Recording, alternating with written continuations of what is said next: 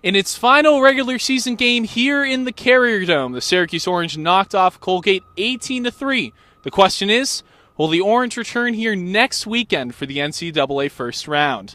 Hello everyone, I'm Chris Thomsen, he's Nick Dugan, and he's Nick Petraccione.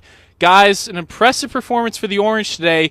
Nick, obviously you have to look towards the attack. Dylan Donahue, Sergio Salcido putting up big numbers before the NCAAs. Probably the best attack in the nation. This is a six-headed monster on the offense. 10 different scorers today. They can move the ball. They were finding great cuts, great back doors. It just seemed like they could do anything they wanted. They got a little work in with their zone offense against Colgate's zone defense, so it was a good overall test run for the Orange today.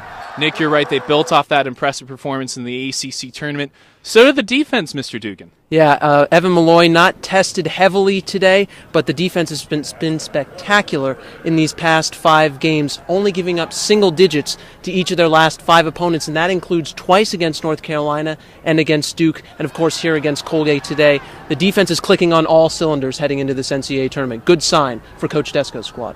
They couldn't be playing better at the right time. I mean, honestly, it's been a very long season for this team.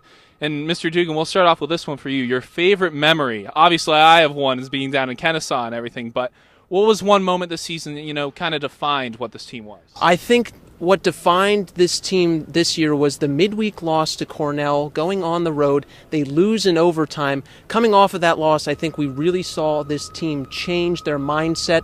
They started clicking defensively. They started locking down offensively. They started finding multiple scorers. I think that was really the turning point of this season, was a little bit of a wake-up call against Cornell, and they've since done very well here, winning the ACC tournament and heading off to the NCAA tournament. I mean, they haven't lost since that game, so might be very right in that assessment, Mr. Dugan. Mr. Petraccione, what do you think? I got to give it to Syracuse going into Duke and losing. It might not be a turning point. It might not be a great game for Syracuse, but that was a great game of lacrosse. They struggled in the fourth, but overall, what a game as Duke came back to win that one in overtime. So they're turning off the lights here in the Carrier Dome, and they're setting all up for graduation going on right now. But Mr. Dugan, I think next Saturday they're going to have to tear this all down as the Orange could host a home game next week. Yeah, it appears after winning the ACC tournament and performing well towards the end of the season that the Orange will be able to host a game in the NCAA tournament.